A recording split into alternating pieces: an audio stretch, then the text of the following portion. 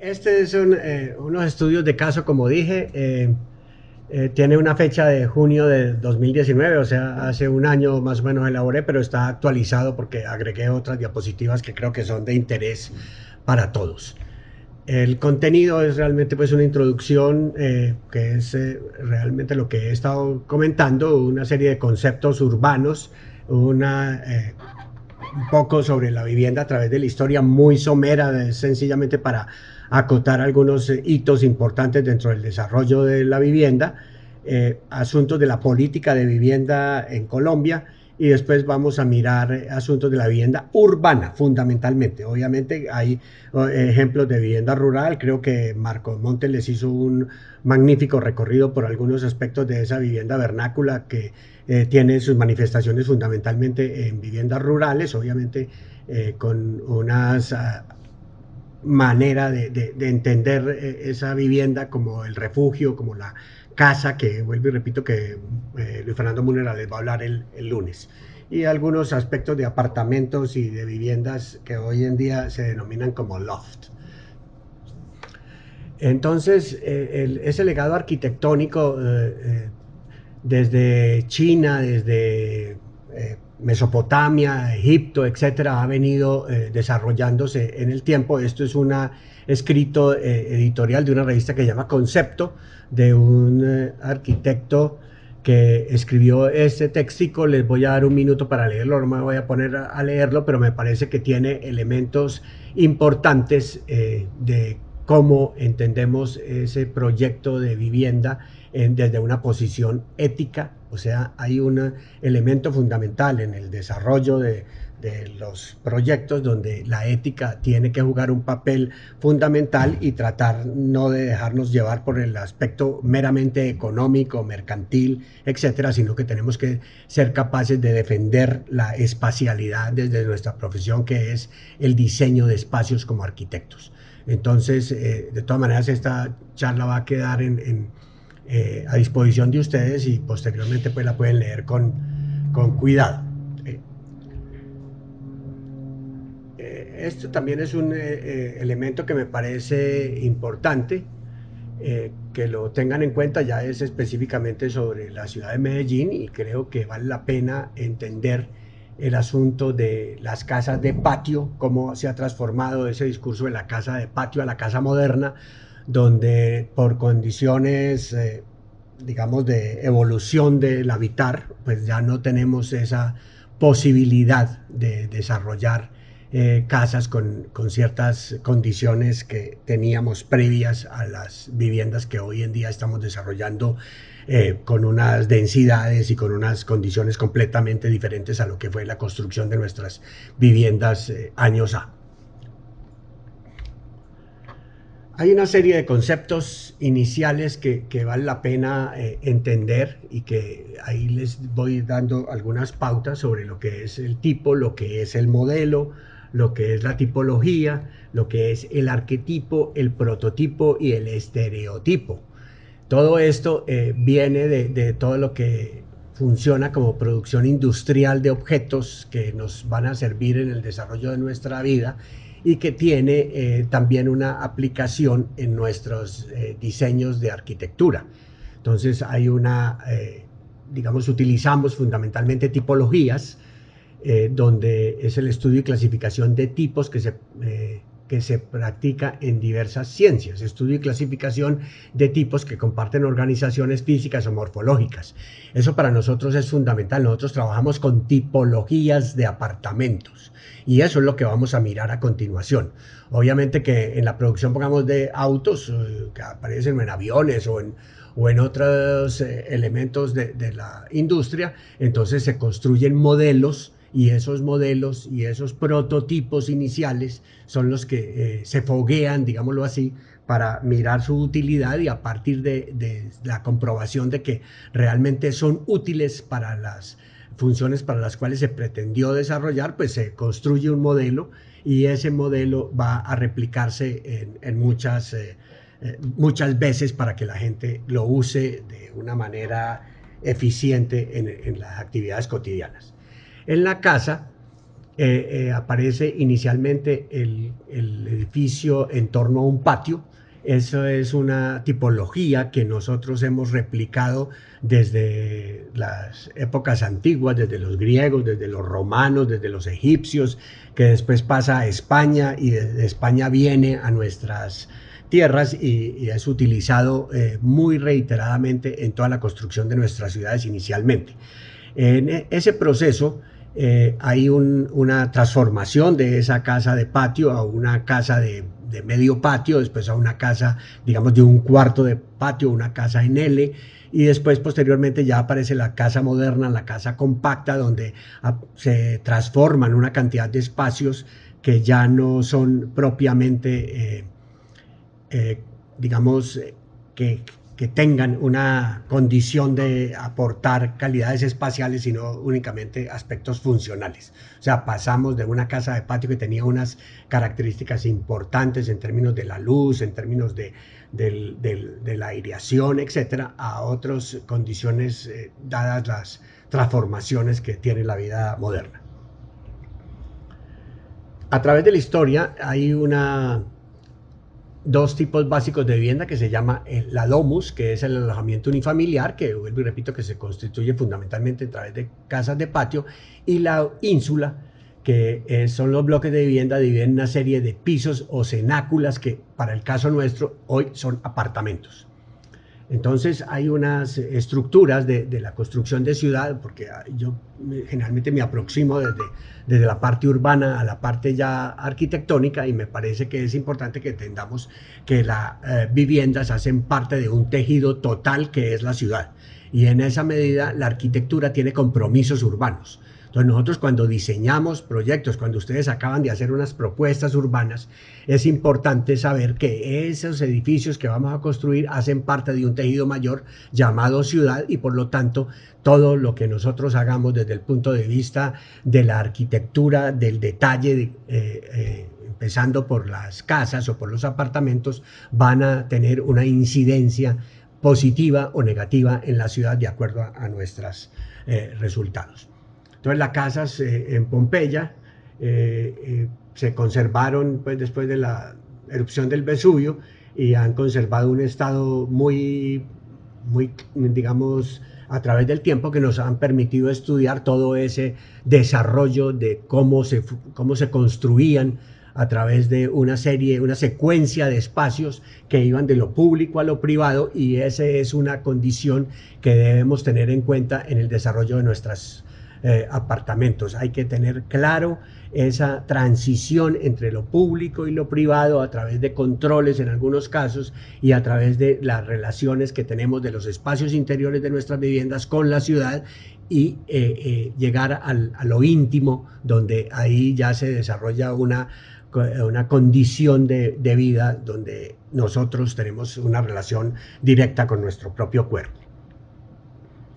Entonces, estas casas están orientadas obviamente hacia el interior. En las casas pompeyanas no había una relación muy fuerte con la calle, sino que era a través de una puerta o de pequeños nichos de ventanas, pero toda la actividad de las casas de patio se desarrollaba a través de ese ordenador espacial ya que era el patio. Entonces primero encontramos un zaguán o vestíbulo, y se va haciendo una secuencia de espacios que desafortunadamente en las casas modernas hoy tenemos otra condición. Uno abre una puerta de un apartamento y está inmerso en todo el espacio de la vivienda. Yo personalmente pienso que hay que rescatar esa secuencia espacial, de tal manera que uno vaya descubriendo los espacios de la vivienda y vaya llegando de lo público a lo semipúblico, semiprivado, a lo privado y después a lo íntimo. Esa secuencia me parece que garantiza calidades espaciales en los diseños de la arquitectura y de la vivienda moderna. Aquí hay una serie digamos, de un glosario de términos que vale la pena que vayan ustedes reconociendo también por lo que acabo de decir. Entonces aparece un atrio, que es un espacio de transición, un espacio previo a la vivienda propiamente. El tab linum, que es el despacho, o sea, la relación ya hacia el interior de la casa, y ahí aparecen otros elementos que ustedes los pueden estudiar con juicio directamente en las viviendas de Pompeya y las viviendas romanas de patio inicialmente. Ahora, la política urbana nuestra tiene una estructura que fue desarrollada por Ciudades y Ciudadanía, que es una política urbana del salto social de un economista de apellido Pineda, que hizo esta estructura. Es una estructura bastante interesante, obviamente yo la he estudiado y transformado, y la voy a poner a continuación. Es el Plan Nacional de Desarrollo del 2002 a 2006, con una condición especial, que es país de propietarios. Eso ha sido una política del gobierno nacional desde hace mucho tiempo, no solamente pues en el año 2002 a 2006, sino en los otros planes de desarrollo después de ese año. Siempre a nosotros hemos considerado que debemos ser un país de propietarios. Eso tiene una connotación cultural muy importante, y es que cuando nosotros hablamos de país de propietarios, estamos hablando del arraigo a la tierra, a la propiedad, a generar raíces y quedarnos quietos en un solo lugar. En otras culturas, pongamos la norteamericana, no es específicamente esa la condición del país norteamericano. La gente vive donde hay trabajo, se desplaza, se mueve, se ubica de acuerdo a las posibilidades que tenga de desarrollar otras actividades productivas. Nosotros aquí nos quedamos en Medallo toda la vida. No nos movemos porque compramos una casa, una propiedad, y de ahí ya nos sacan con los pies para adelante, como dicen los viejos. Eso genera una condición mental distinta a la manera como nosotros entendemos la vivienda. Esa es una primera consideración que hay que valorar o evaluar si realmente eso es lo que nosotros queremos hacer, y yo creo que las generaciones como las de ustedes ya piensan de una manera distinta a como pensaban y como mis papás o mis abuelos, que realmente echaban raíces en un sitio específico, y la vivienda tenía una connotación de patrimonio familiar. Entonces eso es un asunto que todos tenemos que ir pensando, si vamos a tener una vivienda para toda la vida o vamos a ir evolucionando. Y eso es uno de los aspectos importantes de la metodología de Abraken, que es la flexibilidad de la vivienda, y que la gente va cambiando de condición, de cuando está solo, cuando está en pareja, cuando tiene familia, cuando dentro de esa familia aparece un miembro ya mayor y empieza a vivir con nosotros. Entonces hay que ir flexibilizando esa vivienda a esos cambios. Anecdóticamente, pues en términos familiares, pongamos, vivía en una casa de 2 pisos, y mi papá ya falleció, mi mamá está ya muy vieja, y me tocó coger la sala de mi casa y volverla una alcoba para que ella pudiera vivir en la misma casa donde toda la vida ha vivido, porque ya no puede subir escaleras. Y esa casa no tenía habitaciones en el primer piso. Entonces hay que ser capaz de entender cómo evoluciona la vida de uno, cómo va teniendo dificultades de movilidad, etcétera, y cuáles son las posibilidades de resolver esos problemas dentro de la vivienda. Entonces este discurso de la política urbana se transformó en este nuevo gráfico, donde hay una relación entre el espacio público y el privado, y hay una serie de atributos que son los elementos fundamentales de la dimensión físico-espacial, o sea, sobre lo que nosotros trabajamos y tenemos una experticia fundamental.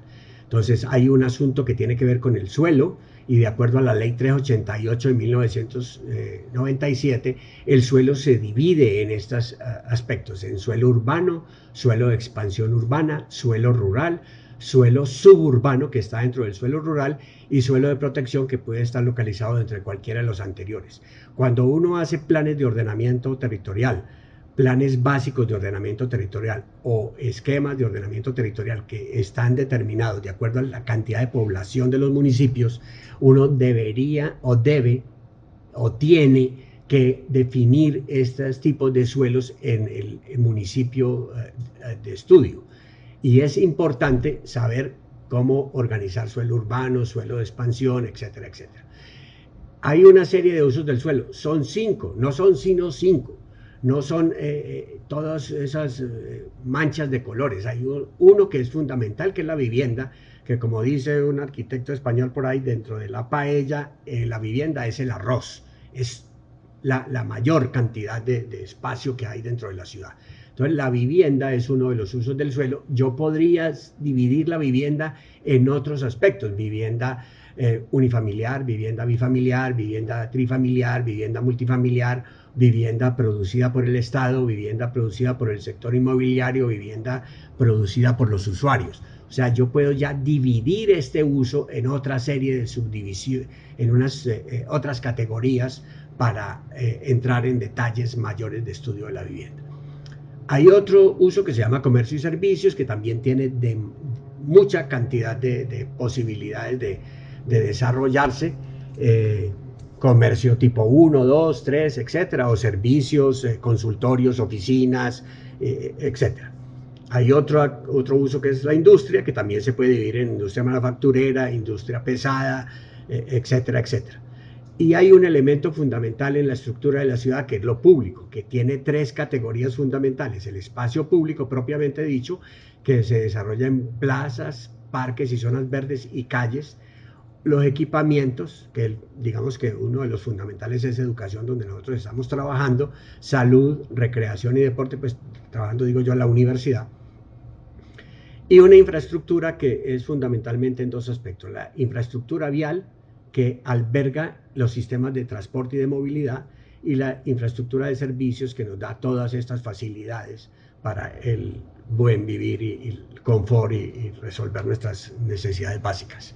Y hay otro elemento que es esos terrenos sin destinación, terrain back, que llaman por ahí en estos últimos tiempos, que son terrenos urbanizados sin desarrollar, que son terrenos de engorde, que hay que tener cuidado con ellos para saber realmente cuál debería ser su vocación para aprovecharla eficientemente en la consolidación de la estructura de la ciudad.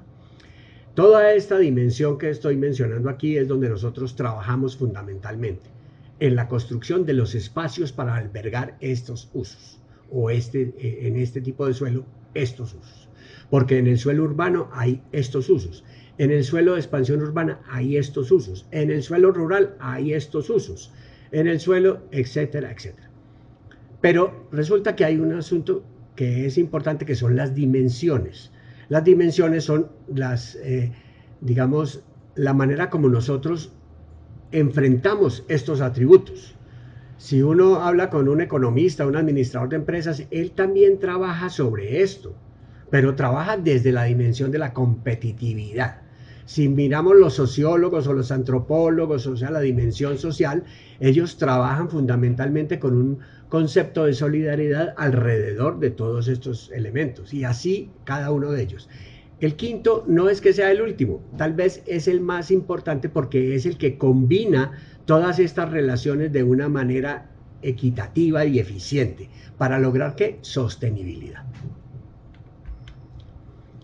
En los antecedentes de la arquitectura, digamos, para el caso que nos atañe a nosotros en este énfasis de arquitectura de la vivienda, pues vamos a hacer unas viviendas colectivas, una vivienda que va a tratar de dar cuenta de la necesidad cuantitativa y cualitativa de la vivienda. Y traigo unos ejemplos aquí de viviendas densas, digámoslo así, masivas, que tienen algunos intereses y otras que habría que cuestionar. Esto es un proyecto de una oficina que se llama Arquitectónica, de unos arquitectos peruanos en Miami, que tiene una condición muy especial. Pues es un proyecto de arquitectura posmoderna, si se quiere, que tiene pues unas simbologías y elementos pues que son muy significativos: la luz, el color, el hecho de generar en un punto intermedio un pequeño vano para las actividades comunitarias, con vegetación en ese punto, con unos pequeños espacios de recreación para todos los usuarios, y me pareció pues interesante mostrar pues cómo eventualmente dentro de una vivienda masiva pueden haber algunos elementos que la ablanden, si se quiere, desde el punto de vista formal.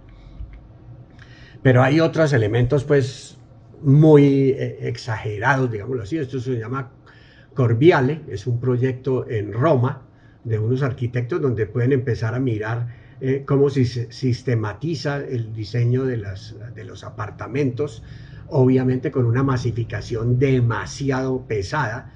Esto sale en una película por ahí recientemente de esas de acción y muestran pues todas las actividades y todo lo que ha generado este tipo de vivienda masiva, que creo que es cuestionable. Ver en una sección del proyecto donde se ve claramente pues una intención de adaptarse al terreno, pero que tiene pues unas características demasiado densas. Y eso se ha repetido históricamente. Pongamos este proyecto de Candilis en Toulouse, que ustedes saben que Toulouse es una ciudad pues que tiene todo un trazado antiguo bastante interesante, y de pronto aparece, irrumpe el movimiento moderno con este tipo de urbanismo, cosa que habría que cuestionarse si realmente ese es el tipo de arquitectura que queremos hacer. Candilis es un magnífico arquitecto, tiene un proyecto de la Universidad de Berlín magnífico, con una intervención de Foster al interior de ese proyecto de patios, y él ha sido pues un teórico interesante de arquitectura, pero creo que aquí pues siguiendo los principios del movimiento moderno, no creo que sea pues de interés ese tipo de proyectos.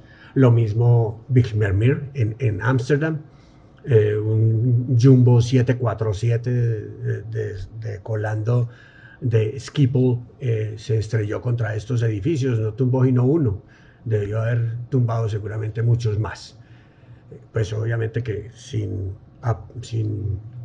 hacer pues ningún comentario sobre la pérdida de vidas, pues que no tiene nada que ver con eso. Estoy hablando de la arquitectura. Entonces me parece que esto sí hay que cuestionarlo pues desde el punto de vista urbano y desde el punto de vista de las densidades, etc. Este es un proyecto de San Luis de Yamasaki. Yamasaki es el mismo arquitecto de las Torres Gemelas de Nueva York. Ese señor tiene un sino, le tumbaron estos edificios y después le tumbaron las Torres Gemelas. Hay un arquitecto, no recuerdo el nombre en este momento, que dice que el haber derribado estos edificios fue el fin de la arquitectura moderna. Y realmente, si ustedes miran la imagen superior, van a ver ese tejido de la ciudad que había alrededor de manzanas y calles, y después el movimiento moderno irrumpe con este tipo de arquitectura. Yo los invito a que reflexionen sobre eso, sobre cuál es mejor ciudad, si esto o esto. ¿Cuál sería el ideal, digamos, de la propuesta que ustedes están haciendo urbanística para consolidar el tejido existente donde van a hacer una intervención de arquitectura contemporánea? Entonces aquí hay que mirar si la ciudad debe seguir creciendo con este tipo de proyectos o con este tipo de proyectos, o debe seguir densificándose, construyendo alrededor de lo construido, reemplazando estructuras ya obsoletas seguramente para lograr mejores densidades y mejores aprovechamientos. Bueno, esa es como una introducción general para poner un poquito algunos aspectos a que ustedes los vayan pensando. Y aquí tenemos la estructura de la vivienda urbana, que pasó de la casa de patio, que era esta, a la casa en C de medio patio. Aquí no sé si tiene ilustraciones, sí, aparece la casa de patio. Después aparece la casa de medio patio en C, después una casa en L y posteriormente la casa compacta, que es la casa moderna, digamos, lo que tenemos hoy en día, y sobre la que estamos trabajando en el proyecto de Abraken. O sea, Abraken trabaja sobre esta estructura de casa moderna. Estas casas, ya seguramente Luis Fernando Murera el lunes les va a hablar de este tipo de casas y de casas aisladas donde tienen una cierta libertad. Aquí ya aparece claramente unos medianeros, una casas en hilera, casas que configuran una condición urbana completamente distinta a lo que se producía, obviamente a lo que se hacía antes. Pero obviamente estas casas de patio también construyeron ciudad cuando había 4 casas de patio y construían una manzana en la ciudad tradicional. Estos son ejemplos de lo que estaba mencionando anteriormente. Hay un proyecto en Roosevelt Island. Roosevelt Island es una isla que está entre Queens y Manhattan, en Nueva York. Prácticamente uno pasa cuando va de Queens a Manhattan, a Nueva York, pasa por acá, por una esquina aquí donde hay un puente, y llega prácticamente, en este plano, llega prácticamente al Central Park. O sea, es una ubicación muy privilegiada, muy poco, digamos, reconocida si se quiere, porque aquí hay unas plantas eléctricas y unas plantas de tratamiento que la gente no le gusta vivir alrededor de ese sistema, pero como ubicación es estratégica en Nueva York. Entonces esto está en el Roosevelt Island en Nueva York, es un proyecto de José Luis Ser, arquitecto catalán, español, ustedes lo han mencionado, lo han oído mencionar, y es un proyecto alrededor de patios, de claustros, con un trabajo de escalonamiento, y ya empiezan a mirar aquí que hay una serie de circulaciones que ya las vamos a detallar cada 3 niveles. Para lograr esa eficiencia, enseguida miramos eso en detalle, él trabaja con unos sistemas combinados de corredores y puntos fijos. Estas son las torres de esas plantas eléctricas y esas plantas de producción de energía que hay ahí en Roosevelt Island, que hace que la gente no lo considere como un sitio muy adecuado para vivir, pero vuelvo y repito que es estratégicamente muy bien localizado. Perdón. Entonces, pues aquí hay una estrategia, digamos, de diseño para tratar de que la gente de la parte de la parte interior tenga relaciones con el río, con uno de los brazos del Hudson, si mal no recuerdo, y entonces hace un escalonamiento, obviamente con esa intención de lograr que desde la parte superior puedan tener relaciones con las visuales y con el paisaje. Unas imágenes nocturnas. Este es el puente que comunica a Queens con Manhattan, que vuelvo y repito que llega prácticamente al Central Park. Casi no recuerdo el año. No, aquí Víctor me está diciendo que están escribiendo por el chat del año, no recuerdo, pero sí es un proyecto. José Luis se murió pues hace ya rato, y es algo así como de los 60 o tal vez previo a ese año. No tengo ese dato, se los puedo averiguar. Bueno, unas imágenes de las fachadas del edificio, donde hay pues claramente una diferencia entre este elemento que corresponde fundamentalmente con la zona de circulación al interior. Esas circulaciones para acceder a las viviendas están relacionadas con ese claustro central, y después los otros elementos. Aquí hay otras imágenes ya del exterior, ver pues condiciones del área del barrio. Vamos a los apartamentos. Estos apartamentos tienen esa posibilidad de ser de miren acá, 2 cuartos, 4 cuartos, 3 cuartos, 1 cuarto, etcétera, etcétera. Este es el nivel de la circulación de acceso. Por aquí se accede desde un punto fijo del edificio. Uno camina por este corredor y se encuentra unos nichos, unos espacios que dan acceso a los 3 apartamentos. Uno a nivel, entra acá, tiene salón, comedor, cocina con una zona de desayuno. Fíjense que este espacio, los espacios que están relacionados directamente con el corredor, pues son espacios que van a tener problemas de registro, y por lo tanto hay que definir claramente cuáles son los espacios que van a estar relacionados directamente con eso. Pueden ser cocinas y comedores de desayuno, eventualmente baños, pero salón, comedor y eso están directamente relacionados con la calle. Este espacio del corredor está relacionado con el claustro, y la alcoba pues también está directamente relacionada con la calle para evitar problemas de registro, problemas de control, etcétera, etcétera.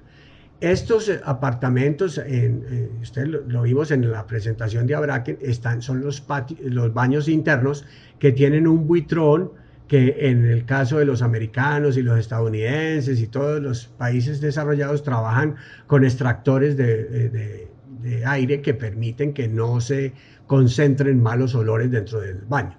Nosotros acá pues tendríamos esa posibilidad, utilizamos obviamente los buitrones, pero los utilizamos desde el punto de vista mecánico, no utilizando otros, o sea, por el hecho de que la chimenea tire el aire hacia afuera. En estos países más desarrollados pues utilizan extractores que necesitan energía y obviamente ese gasto pues es oneroso en algunos casos. Desde este mismo corredor yo entro a dos escaleras que van a permitir subir o bajar a los apartamentos que están arriba o abajo. Yo aquí tengo la escalera que me llevó desde este apartamento, yo volteé por aquí, bajé por debajo de esta escalera y llegué acá. En esta vuelve y aparece, pero ¿qué pasa? Que ya este apartamento está encima del corredor, o sea, ya tengo una iluminación y ventilación natural sin ningún registro y puedo colocar alcobas que den cuenta de ese claustro interior que tiene unas calidades, como lo vimos en las fotos, bastante importantes desde el punto de vista ambiental. Entonces este apartamento vuelve y tiene salón, comedor, cocina con el desayunadero, dos alcobas y su baño. Pero puede tener 4 alcobas. Si yo agrego este otro módulo dentro de ese apartamento, pues puedo tener ya posibilidades de generar toda esa cantidad de espacio. Entonces lo que está haciendo SER aquí es encontrar una cantidad de posibilidades de apartamentos de 1, 2, 3 y 4 alcobas, con una sistematización en términos de los elementos de soporte, que son en este caso pues unas construcciones aquí de unas columnas mayores que están aquí marcadas, pero tiene un ritmo que podrían ser donde estén localizadas columnas para armar todo el sistema de soporte, y que ese sistema de soporte continuo puede permitir toda esa flexibilidad. Por aquí entro y subo y entonces llego a este apartamento que está arriba y se repite más o menos el mismo esquema de este, sencillamente que yo desde aquí puedo mirar el recorrido de la escalera y tengo ese tipo también de opciones de apartamentos. Hay otro elemento que es apartamentos ya que están en las rótulas del edificio y que pueden tener otro tipo de soluciones con ciertas calidades, digamos, que ya ustedes considerarán positivas o negativas, que yo llego por esta escalera y tengo pues la llegada a la zona de cocina, la alcoba, ya puedo tener una fachada más que la fachada que corresponde a al giro del edificio y tengo esa opción de tener un nuevo apartamento. Lo vamos a analizar en detalle. Aquí vemos lo que es la zona social, lo que es la zona de cocina, lo que es la zona de circulación, las zonas de baños y las zonas de habitaciones. Pueden haber condiciones que no me parecen las deseables, si es entrar, digamos, por la cabecera de la cama. Yo considero que sería mucho más deseable que yo tenga control sobre la puerta, que yo vea la puerta para poder tener, digamos, un cierto dominio sobre el acceso de la habitación. Pero de todas maneras aquí lo que priorizó en este amoblamiento es tener una relación con el exterior a través de la ventana. Estos son los apartamentos que estaba describiendo ahora, que aquí se describen pues más en detalle. Hay unas zonas de circulación, unas zonas sociales, unas zonas de habitación, unas zonas de servicio de cocinas y unas zonas de baños. Entonces aquí pueden ver cómo se van desarrollando, lo mismo que estaba explicando ahora, pero ya con unos colores que pueden dar más claridad sobre la distribución de los apartamentos. Aquí vemos ya cuando se amplían las soluciones a 4 alcobas. Pongamos que es de 2 cuartos, como este apartamento, pongamos que entra y baja por esta escalera, tiene un pequeño sitio de recibo, que puede ser un útil, que puede ser un elemento, digamos, que puede volverse un pequeño estudio directamente desde el acceso, o eventualmente podría ser un espacio de taller o de una actividad artesanal que se relaciona directamente con el corredor. Podría, ser una pequeña tienda o algo donde la actividad económica de esta familia que coge por esta escalera y llega a este apartamento, tenga esa posibilidad de tener una actividad económica. Este apartamento entra por acá, tiene una zona de cocina, una zona de salón, tiene un baño, por acá se pasa y tiene otro baño con una alcoba principal, hace que esto sea un poco más privado que que está relacionado directamente con el acceso, pero tiene, digamos, esa posibilidad de vincular y agregar un espacio del módulo subsiguiente. Aquí pues hay una síntesis de eso que acabo de mencionar en Roosevelt Island, pero José Luis Ser tiene cantidades de proyectos en este sistema, o sea que hay otras opciones donde aparecen otro tipo de soluciones de vivienda, donde aparece el corredor, aparece una escalera, entonces ya aquí sencillamente habrá circulaciones cada 2 pisos, porque esta escalera uno entra y baja a su apartamento o sube a su apartamento de acuerdo como esté el sistema, pero no tiene lo que mostré en la diapositiva anterior, donde hay realmente uno que sube, uno que baja y uno que entra a nivel. Entonces eso permite que haya circulaciones cada 3 pisos. Aquí este esquema hace que haya circulaciones cada 2 pisos. De pronto aquí hay un error, estos pues no son proyectos de Roosevelt Island, pero son proyectos de José Luis Ser. Entonces aquí tenemos otro esquema donde yo entro a nivel, seguramente aquí solamente va a haber una circulación por piso, yo entro a nivel y tengo este tipo de solución de apartamento. Pero si tengo una circulación aquí y tengo un acceso ya independiente, puedo tener circulaciones cada 2 pisos. Aquí hay un ejemplo de eso, yo entro a un apartamento acá, tengo un apartamento de una alcoba, entro acá, tengo otro apartamento de una alcoba y cojo esta escalera y llego a un apartamento superior o inferior que puede tener 2, 3, 4 alcobas. Estos son otros diseños de José Luis Ser, tiene, pongamos este esquema, donde yo entro y tengo un apartamento que sube, un apartamento que baja, un apartamento que sube, un apartamento que baja y apartamentos en ese nivel. Este, digamos, es un single, un apartamento que no tiene habitación, sencillamente puede ser, entra por acá, puede ser una oficina, un consultorio o dentro de un apartamento donde podría tener en este punto una cama que sea plegable y pueda cumplir las funciones de residencia. Aquí ya este apartamento sí tiene una sala y tiene una alcoba claramente determinada como alcoba. Genera unos espacios, digamos, vinculados a una circulación, donde yo puedo tener un apartamento que tiene 1 o 2 alcobas, entro a este apartamento que no tiene sino una alcoba. O sea, yo reparto, miro flexibilidades y posibilidades de combinar distintas soluciones de vivienda y tengo una escalera que seguramente me va a permitir llegar a un punto inferior que entra a 2 apartamentos. Son distintas opciones y aquí pueden ver pues apartamentos de una alcoba, de 2 alcobas, estos son de 2 alcobas, estos también son de 2, en fin, hay múltiples opciones de apartamentos. Este es el que miramos ahora, es un apartamento single, un apartamento para un soltero, vuelvo y repito, que puede tener otras destinaciones. Este es Riverview, en José Luis Ser también, él ha tenido cantidades de opciones de diseño. Miren otros diseños de escaleras relacionados con circulaciones y cómo puedo tener 1, 2, 3 alcobas, 2 alcobas. Este tiene otras 2 alcobas, pero de una manera diferente. Estas están las 2 relacionadas con la calle, esta tiene una alcoba relacionada con el exterior, etc. Eventualmente aparecen distintas alternativas. Este es pues un isométrico del asunto, la circulación. Yo cojo la escalera, entro a este apartamento, cojo la escalera hacia abajo y entro a este apartamento y a nivel entro a este otro apartamento. Entonces hay un apartamento arriba que coge una escalera hacia arriba, otro apartamento que coge una escalera de abajo, que se traslapan las 2 escaleras de tal manera que yo pueda cumplir con los niveles de altura de una y de otra y llega pues al apartamento inferior.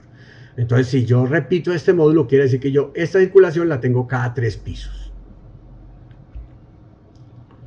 Otro ejemplo es la unidad habitacional de Le Corbusier, que es otro esquema, digamos, de vivienda multifamiliar. Ustedes lo conocen supremamente bien. Aquí aparece una circulación interna, ya no es externa como la que plantea Ser en su proyecto. Aquí este tiene relación directa con el exterior.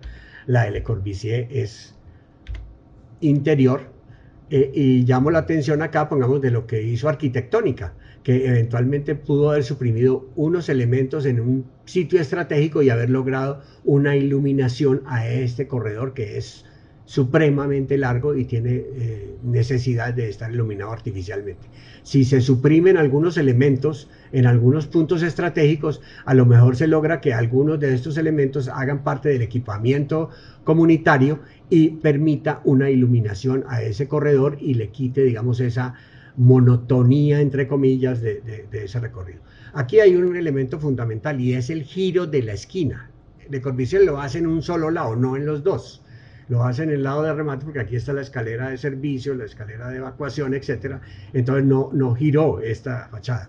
Pero aquí esta fachada sí la gira para generar otro frente y seguramente explorar, de acuerdo a la ubicación del proyecto, unas visuales específicas en Marsella. Obviamente la planta de primer piso, siguiendo los principios del movimiento moderno, una planta libre, que es transparente, que hace parte supuestamente de lo público, cosa que habría que cuestionar. Y la planta de cubierta como el espacio de equipamiento colectivo del edificio. Conocen las secciones, pues las recreo acá nuevamente, el corte, donde yo tengo la circulación, entro a un apartamento y subo y tengo todo el apartamento con relaciones exteriores, y entro al apartamento y bajo y tengo la posibilidad de también tener relaciones con el exterior. Entonces aquí está el módulo de cómo se ensambla ese proyecto, el diseño de las fachadas, el punto fijo, la relación con el espacio comunitario en la parte superior y algunas imágenes de ese proyecto, donde esta condición hoy en día pues puede que allá, no sé cómo estará hoy. La vez que yo conocí Marsella y estuve en la unidad, había ya aquí gran cantidad de elementos no tan santos. O sea, había basura, había bicicletas, había carros abandonados, había muchos elementos. Aquí hay una pregunta de Isabela. Tengo una pregunta. Este tipo de estrategias que procuran eliminar corredores muchas veces se quedan cortas con respecto a la accesibilidad universal. ¿Este proyecto de SER tuvo alguna reflexión al respecto? No. Realmente José Luis Ser en esos apartamentos no hay ningún apartamento que cumpla con accesibilidad universal. Si ustedes los chequean desde el punto de vista de los giros de las sillas de ruedas y todo eso y las necesidades que tiene una persona con discapacidad motriz, no tiene respuesta en ese sentido.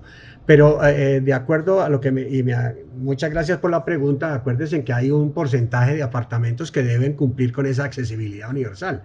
En las zonas en los apartamentos que están directamente relacionados con el corredor, deberían tener algunas soluciones y ojalá cerca de los ascensores para que no tengan que hacer mucho recorrido las personas que tienen esa discapacidad, pues generar unidades residenciales que cumplan con todos los requisitos para albergar sillas de ruedas, sobre todo en la ergonomía de los baños, de las cocinas, etcétera, etcétera.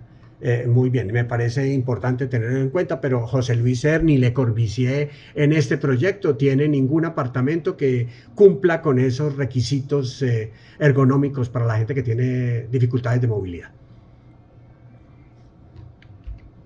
Ese es uno de los elementos que ustedes deben considerar en los proyectos que están desarrollando.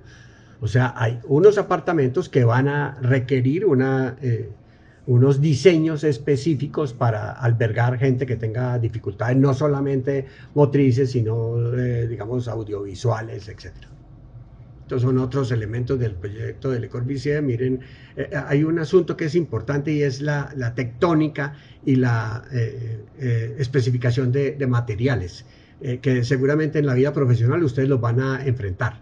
Hay que casi que desde que uno empieza a concebir el proyecto debe más o menos empezar a pensar cuáles las especificaciones de construcción para poder modular adecuadamente los espacios.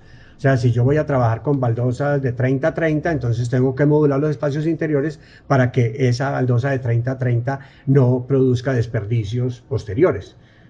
Si voy a trabajar con otro tipo de piso, ¿cuál es la modulación que debo hacer en los espacios para no generar desperdicios en la construcción que generan una incidencia bastante fuerte en el medio ambiente? Obviamente que si tengo baldosas de 30 por 30 y tengo espacios de 3 metros, uno sugeriría que el diseño esté trabajado en 305, porque los revoques, si va a revocar las paredes, se van a llevar unos 2 centímetros para cada lado, y entonces si no tiene en cuenta todas esas condiciones de diseño, de detalle en la construcción, pues modula con 3 y entonces los revoques le van a quitar un espacio, entonces de todas maneras va a tener que cortar baldosa. Imágenes de la parte superior comunitaria de la unidad de habitación de Le Corbusier, donde hay una pequeña alberca y unas visuales magníficas sobre la ciudad. Obviamente que la escala del edificio permite que esto sea un uso comunitario, que no lleguen y les hago pues esa recomendación, que cuando diseñen sus apartamentos, sus edificios, no aparezcan unas terrazas enormes que le dicen uso, ¿cómo es? Terraza habitable, y resulta que pues, no la habita nadie porque es demasiado extensa y no alcanza a tener a albergar necesidades para la población que tiene los edificios. Otras imágenes de la unidad habitacional, ustedes ven aquí las visuales pues sobre la ciudad de Marsella. Y aquí entramos a nuestras soluciones. Aquí en la parte de abajo vamos a ver tipologías de apartamentos que mencioné. Hay una tipología donde yo entro a una unidad habitacional y tiene un salón comedor, una zona de servicio que generalmente es cocina y ropas, otra zona de servicio que generalmente son los baños y alcobas. Hay otro esquema donde yo entro a mi unidad habitacional y tengo una zona de servicios y tengo separadas las zonas de alcobas. Este tiene una ventaja comparativa con respecto a este, y es que yo puedo tener esta unidad de alcoba, ojalá con un espacio de servicio en este punto, como una persona adicional a la familia, el abuelo o la mamá ya mayor, etcétera, etcétera. Entonces ella tiene una cierta independencia o la posibilidad eventual de tener acceso directo desde la zona común para generar en algunos casos una cierta independencia del núcleo familiar principal. Y esto pues es más o menos este mismo esquema, sencillamente que aquí ya la zona de cocina y ropas está pues directamente relacionada con el eventual corredor o la zona de acceso al apartamento. Y ya dúplex o otro tipo de soluciones que generan pues opciones distintas. Profe, una pregunta. ¿Sí? Hoy en día es estrictamente necesario acoplar la zona de lavado de ropas en los apartamentos contemporáneos. No necesariamente, mire, la vivienda ha tenido una evolución, no he hablado de eso y me parece interesante lo que estás cuestionando. Acuérdese que las viviendas cuando empezaron en las casas de patio iniciales, de nuestras tradicionales, en las ciudades fundacionales, la cocina estaba independiente del comedor y de la sala y del baño, porque el baño estaba generalmente por allá atrás en el patio, en el solar. Después se integra el baño al interior de las casas. Se integran la cocina y el comedor. Después se integran la cocina, el comedor y la sala. Y así se han producido evoluciones en la manera como se distribuyen los espacios de la vivienda. Realmente las cocinas y las ropas se juntaron porque en algún momento del proceso evolutivo de nuestra sociedad había una persona que cumplía las funciones de servicio, y entonces esa persona se encargaba de la cocina, de la limpieza de la casa y del manejo de la ropa y el planchado y todo ese tipo de cosas. Pero la cocina no tiene nada que ver con la ropa. Sería de pronto deseable que las ropas estuvieran mucho más ligadas a las alcobas. Ahora, en el asunto de las ropas, del secado de la ropa, es un problema que es bastante complejo para las soluciones de vivienda. En algunos casos, traído de la cultura norteamericana, esas ropas se diseñan para el conjunto residencial como un todo. Entonces hay una zona dentro del edificio donde hay unas lavadoras, unas secadoras y unas zonas de planchado que se distribuyen temporalmente para que la gente acceda a ellas. Hubo un momento aquí en la arquitectura y en la ciudad de Medellín donde la terraza del edificio fue usada como zona de ropas, y a cada apartamento se le asignaba un pequeño nicho allá arriba, donde había un lavadero y una zona de ropas, donde la persona que cumplía las funciones de servicio del apartamento, un día subía a esa terraza y miraba y hacía todas las actividades de limpieza de ropas, etcétera, etcétera. Si ustedes han volado y vuelan encima de Medellín cuando están aterrizando, miren, muchos de los apartamentos del centro de la ciudad tienen esos pequeños núcleos de servicio en la terraza. Hay un apartamento en la Avenida Oriental con Sucre, si mal no recuerdo, no me acuerdo el nombre en este momento, que tiene ese tipo de solución. El apartamento de este señor Zapata ahí al lado de Parques del Río, en la 33, con el río, al frente del Cerro Nutibara, digámoslo así, subiendo por la 33 hacia el occidente a mano derecha, un edificio muy bonito, muy interesante de vivienda, tiene también en la terraza esas zonas de servicio.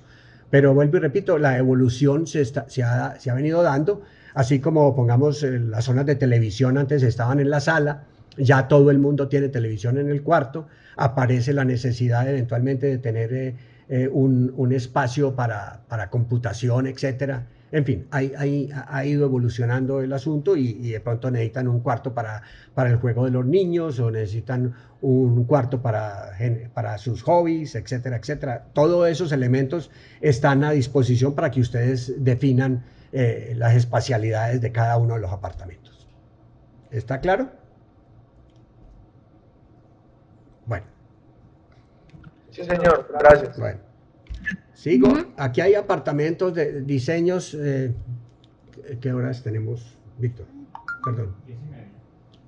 Bueno, voy a pasar más o menos rápido. Yo creo que todos ustedes conocen ya todas estas soluciones. Lo que voy a conversar un poco es que nosotros estamos atrancados, por decirlo de alguna manera, en una tipología de apartamento que es básicamente este tipo de apartamento. Es un apartamento que se repite constantemente en nuestros proyectos, que hay una zona social, una zona de cocinas y entra uno por un corredor y aparece toda la zona de alcobas.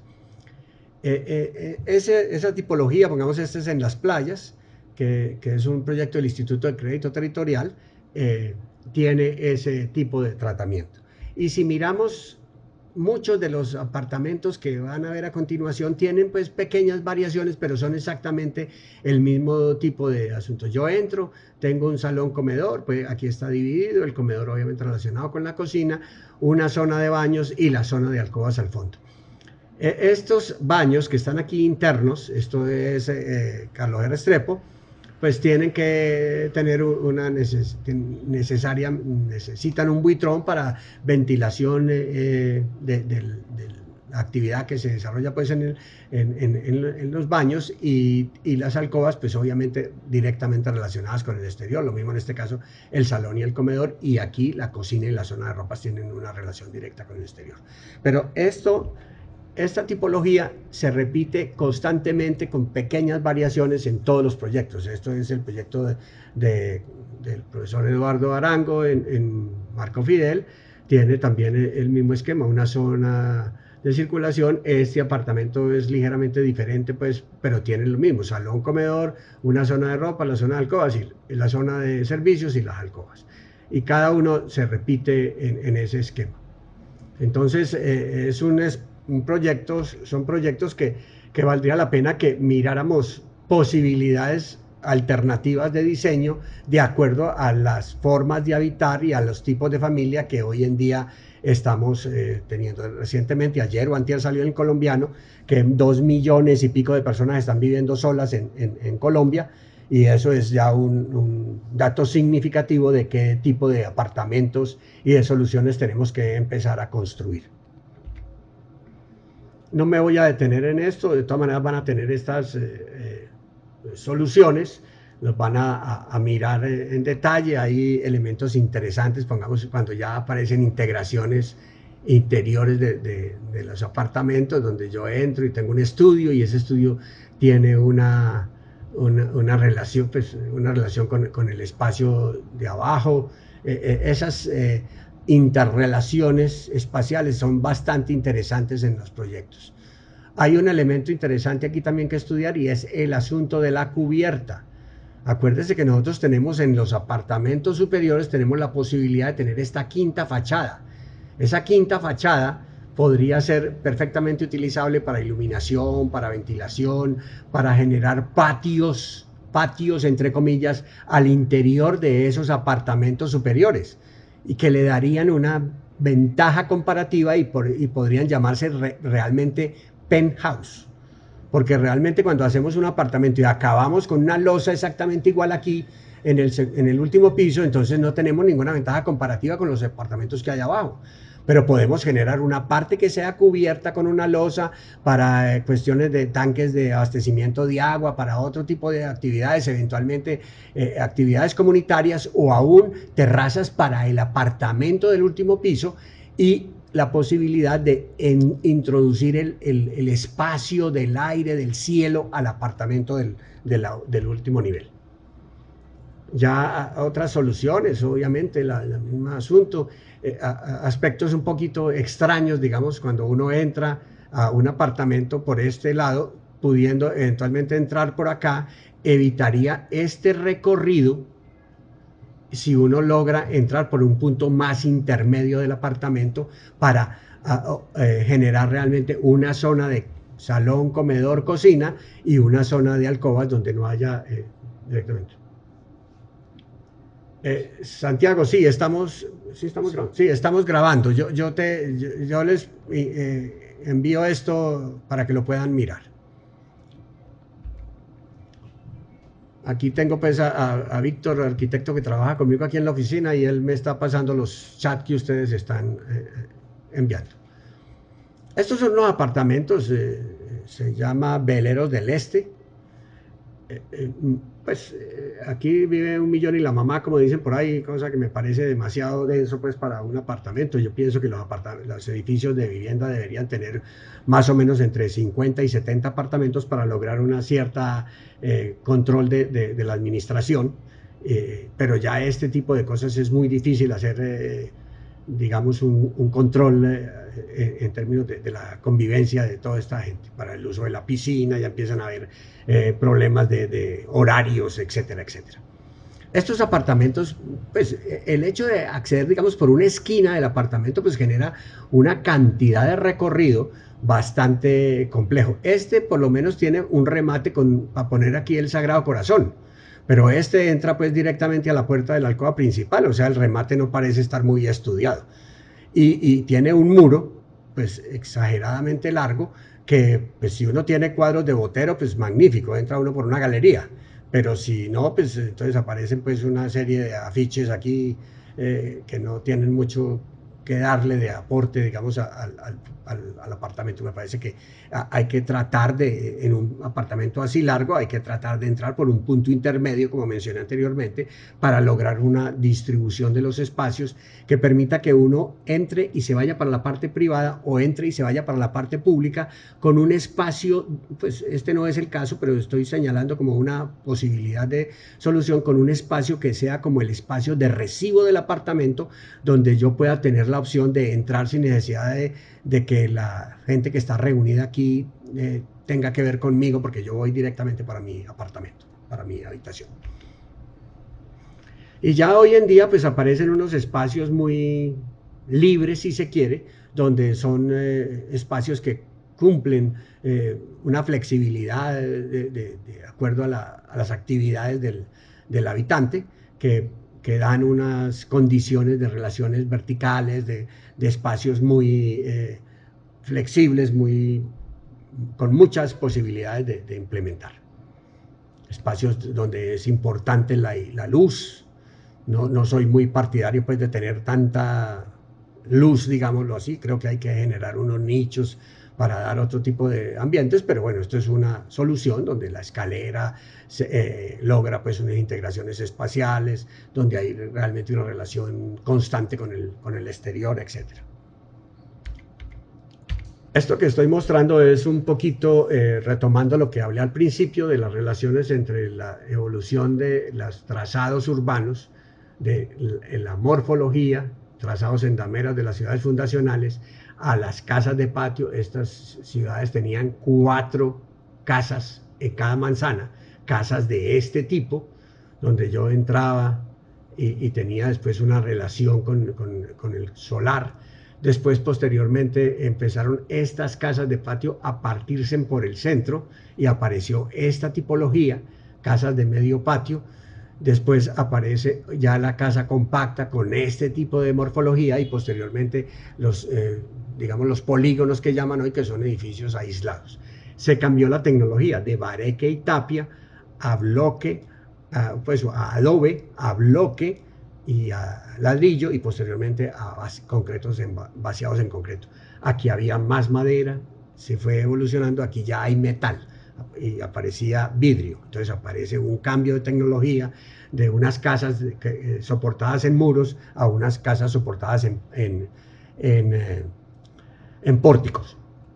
Y la imagen obviamente fue cambiando. Aquí aparecen aleros, aparecen vanos verticales, porque este tipo de tecnología no permitía que uno tuviera unas ventanas horizontales, porque el material con el que se construían los muros era muy pesado y los dinteles, pues era mucho más fácil construir dinteles más pequeños para las aberturas que empezar a construir dinteles ya muy amplios, como vimos ahora, de acuerdo a la tecnología moderna. Entonces ha ido pasando, aquí ya pasan casas de fachada que llaman, se pierde el alero, se esconde el techo, después aquí aparecen ya casas con 2 aguas contra los medianeros, no aparece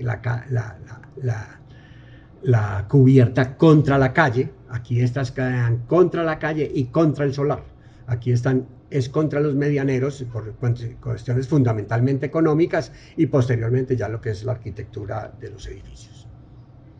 Esta es más o menos una bibliografía. Esta es una recopilación de proyectos del Instituto de Crédito Territorial y del Banco Central Hipotecario, desarrollado por el NURBE, que hizo una recopilación de toda la vivienda estatal en Colombia desde el 18 hasta el 90. Un trabajo bastante juicioso donde participó Gilberto Arango, que fue profesor de la facultad, actualmente pensionado. Que también trabajábamos en este proyecto de la poética de la casa de patio a la casa moderna y los cambios en la vivienda, discursos y percepciones. Este es el trabajo de grado de Gilberto Arango en su especialización de semiótica y hermenéutica del arte, y este es un trabajo realizado conjuntamente con él y con Hilda Wolf alrededor de cómo ha evolucionado la vivienda desde la casa de patio a la casa moderna y cómo hoy en día nos venden discursos sobre la vivienda y nos muestran esas imágenes de pajaritos y de familias felices, y resulta que la vivienda no está cumpliendo con esos pajaritos y esas caras felices de la familia. Nosotros tenemos que tener esa responsabilidad que mencioné al principio, ética del diseño de la vivienda, para que las percepciones realmente cumplan con los deseos de las familias en términos de las soluciones que estamos dando. Hay una serie de otros proyectos, este de Deleuze y Guattari que les mencioné creo la vez pasada sobre qué es la filosofía, donde hay un capitulito que dice qué es un concepto. Creo que sería interesante que leyeran por lo menos esas 4 o 5 páginas, no recuerdo cuánto tiene. El módulo social de vivienda es un libro del Fondo de Vivienda. Hay alguien de ustedes creo que lo va a leer. Es un trabajo muy juicioso del Fondo de Vivienda de México. Tiene sus años ya, pero creo que tiene una primera parte, un capítulo conceptual de qué es un concepto que bien vale la pena tenerlo en cuenta. Este de Garay sobre ciudadanía, lo público, democracia, es un libro sobre política. Vale mucho la pena también tener esa dimensión de política que mencioné ese cuadro hace tiempo, que hace un rato aquí, que vale la pena ver. El libro de Jane Jacobs es un libro casi que obligado de leer, sobre todo el primer capítulo. Hay unos profesores, un profesor de ustedes muy querido, muy buen profesor, no lo voy a mencionar, que dice que ese libro no sirve no para acuñar puertas, pero creo que hay mucha gente que realmente piensa que los aportes de Jacobs bien valen la pena. Los libros de los Krier es un libro sobre prácticas de espacios urbanos, es un libro sobre intervenciones urbanas. Hay una intervención en Stuttgart donde hacen un reconocimiento del trazado urbano tradicional. O sea, está en contra de todo lo que generó el movimiento moderno en el diseño de las ciudades que mostré ahora en San Luis y en Toulouse, en Roma y en Ámsterdam.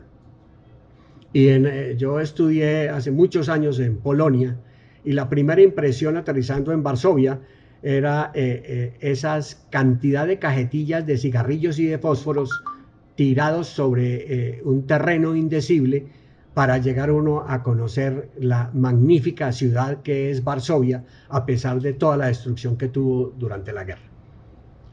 El libro de Ian Mahar ya está en español, Diseñar con la Naturaleza. Lo sugiero enormemente que lo miren desde el punto de vista metodológico de los procesos de diseño. Cómo se analiza el territorio desde el punto de vista natural, naturaleza, para tomar decisiones proyectuales.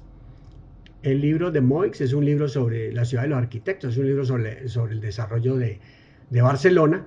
Es un documento muy literario, es casi que una novela, pero creo que tiene elementos importantes a mirar en esa evolución de Barcelona, que llegó a un éxtasis, digamos, urbano interesante, y ahora pues ya aparecen ciertos síntomas de decadencia, porque realmente a veces es muy difícil superar ese logro de ciudad óptima que tuvo en su momento.